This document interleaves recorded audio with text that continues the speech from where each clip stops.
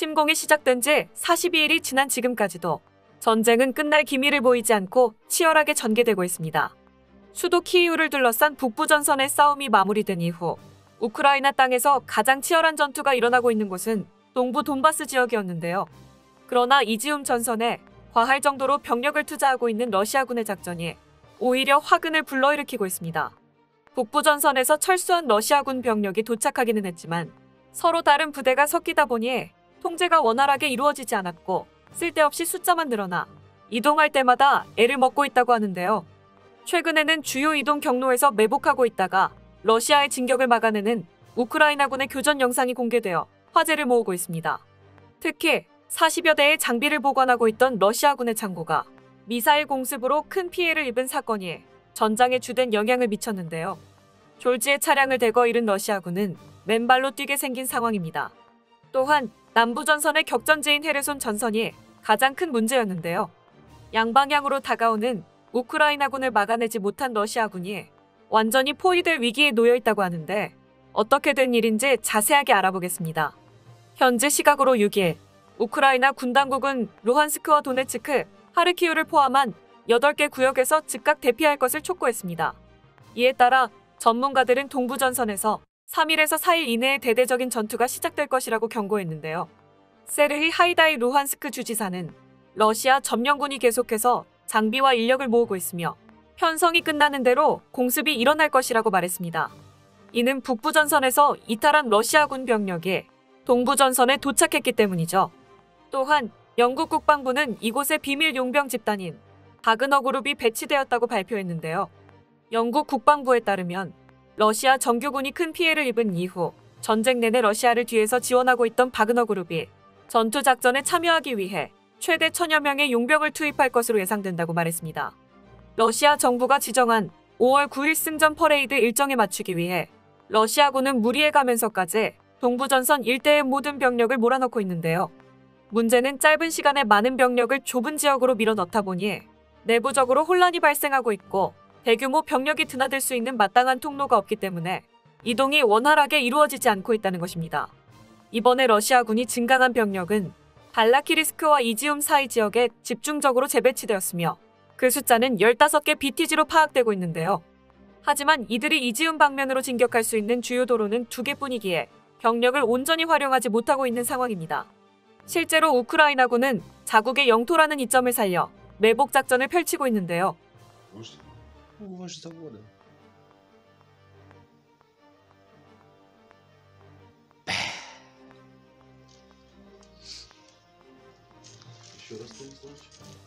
이 영상은 제34분리 모터와 보병대대가 L5 대전차 미사일을 겨누고 있다가 러시아군의 전차가 시야에 들어오자마자 공격을 가하는 모습이 담겨 있었습니다. 또한 스투그나 P 대전차 화기팀의 활약도 여전히 계속되고 있었는데요.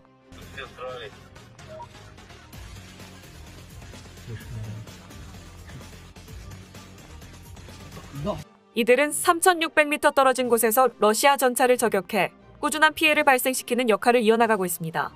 그리고 최근 트랙터 부대가 끌고 온 다연장 로켓은 한 곳에 러시아군의 전력이 밀집되어 있는 지금의 상황에서 어떠한 무기보다 강력한 성능을 발휘하고 있는데요. 하르키우 시민들의 밤잠을 설치게 했던 무기는 이제 러시아군을 공포로 몰아넣고 있습니다. 이로 인해 얼마 전 우크라이나 육군의 작전사령부가 주장했던 러시아 후방기지에 대한 포격은 사실이었던 것으로 드러났는데요. 우크라이나군은 한 번의 포격으로 40대가량의 러시아군 차량을 파괴했다고 말했지만 창고 하나에 그만한 장비가 가득 차 있었다는 사실은 믿기 힘들었기에 많은 사람들이 우크라이나군의 과대 선전이라고 생각하고 있었죠. 하지만 이후 공개된 사진에는 최소 35대의 연료 트럭과 다수의 BMP 전투 차량, T-72B 전차 등이 포착되어 생각보다 훨씬 큰 피해가 있었던 것으로 파악되고 있습니다. 이와 관련해 미국 전쟁연구소 ISW는 지난 하루 동안 동부전선에서 일어난 일을 분석했는데요.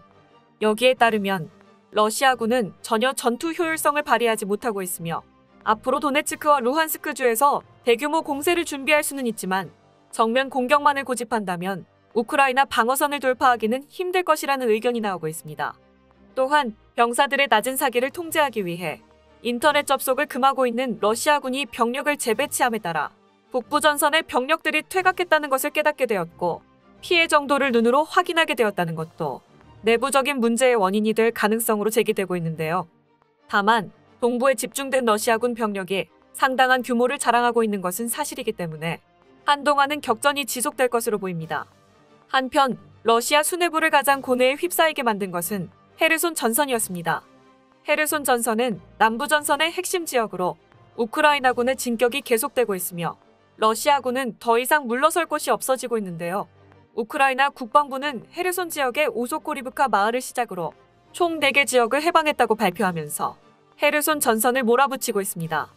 전문가들은 러시아군이 우크라이나군을 막아내는 유일한 방법은 교량을 끊어내어의 이동을 차단하는 방법밖에 남아있지 않다고 의견을 모으고 있는 상황입니다.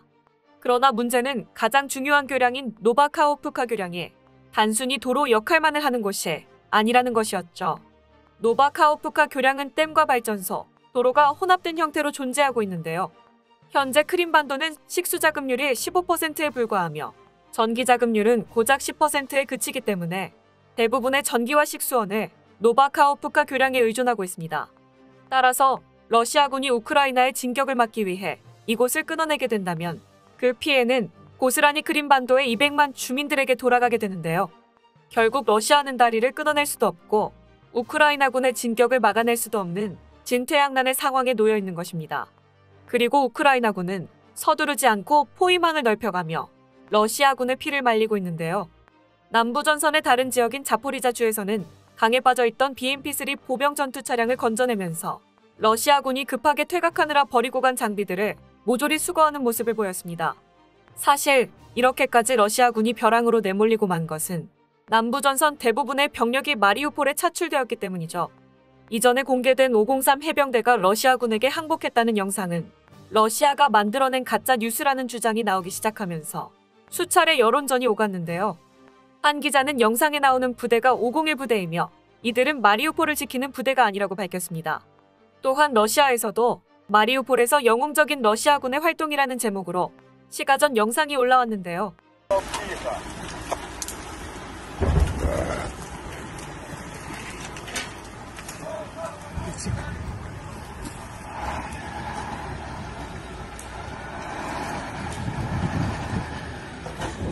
이 영상은 마리우폴의 시가전이 여전히 치열하게 일어나고 있다는 증거로 작용하며 마리우폴 방위군이 항복했다는 그들의 주장을 스스로 반박하는 자충수가 되고 말았습니다. 게다가 마리우폴 방위군이 SNS에 올린 사진 한 장은 충격적인 여파를 불러일으키고 있는데요. 이들은 서방 국가에서 지원해준 드론이 무사히 도착했다고 밝히면서 감사 인사를 전했고 그 사진을 공개했습니다. 이 말이 사실이라면 마리우폴에는 공개되지 않은 비밀 보급 라인이 존재한다는 것이죠. 한 달 넘는 시간 동안 한 차례도 포위망이 풀린 적이 없었던 마리우폴이기에 도대체 어떤 방법으로 보급 물자를 전달받고 있는 것인지 아무도 추측하지 못하고 있고 러시아군도 마찬가지로 마리우폴의 비밀 보급 라인을 파악하지 못하고 있는 것으로 보입니다. 다만 지속적으로 마리우폴을 주시하고 있는 위성업체 맥사는 마리우폴 방위군이 방어 중인 교량 하나가 러시아의 손에 떨어졌다는 제보를 보내며 우크라이나군이 양분될 위기에 놓여 있다고 밝혔는데요. 이제 끝났다고 생각하는 순간을 몇 번이나 잘 넘겨온 마리우폴이기에 전문가들도 이것 하나만 가지고는 어떤 결과가 발생할지 함부로 판단하지 못하고 있습니다. 이번 전쟁은 상식에서 벗어난 일이 정말 많이 일어났는데요. 특히 러시아군이 철수한 북부전선을 중심으로 속속들이 발견되고 있는 정황은 도무지 믿기 힘든 것들 뿐이었습니다. 먼저 벨라루스에서는 장장 3시간 동안 어딘가로 끊임없이 택배를 보내는 모습이 CCTV로 촬영되었는데요. 이들은 우크라이나에서 약탈한 TV와 에어컨, 전자 스쿠터 및 기타 물품들을 모두 빼돌리고 있는 것으로 예상되고 있습니다. 그리고 지난번 있었던 붉은 숲 참호 사건에 공중 촬영 영상도 확보되었습니다. 75명의 피폭 피해자를 발생시킨 러시아군의 기행은 땅에 묻혀있던 방사능을 다시 수면 위로 끄집어 올렸다는 비난을 사고 있었는데요. 러시아군은 우크라이나발 가짜 뉴스라고 주장했지만 영상이 공개된 이후로는 입을 다물고 있는 실정입니다. 마지막으로 4월 6일 벨라루스에서 모든 기상 레이더가 동시에 마비되었다는 소식이 들려왔습니다. 민스크의 유성 레이더는 이보다 전에 작동을 멈췄고 벨라루스와 가까운 러시아 일부의 레이더도 꺼진 것으로 나타나고 있습니다. 이는 해군에서 수평선 너머까지 탐지할 수 있다는 초수평 레이더의 전조 현상과 동일한데요. 전문가들은 러시아가 군용 레이더를 작동시키기 위해 의도적으로 민수용 레이더의 작동을 멈춘 것이 아닌지 추측하고 있습니다. 만약 군용 탐지 레이더를 가동시킨 것이라면 러시아군이 물러가면서 수복 작업이 이루어지고 있는 우크라이나 북부 일대에 대규모 미사일 공습이 일어날 수도 있는데요. 이로 인해 잠깐 안심하고 있던 북부 전선은 다시 긴장감이 높아지는 상황입니다. 우크라이나와 러시아의 공방은 한시도 방심할 틈이 보이지 않는데요. 어서 전쟁이 끝나고 국민들이 웃음을 찾을 수 있기를 바라겠습니다. 끝까지 시청해주셔서 감사합니다. 도움이 되셨다면 좋아요를, 다른 이야기도 궁금하시면 구독을 눌러주세요.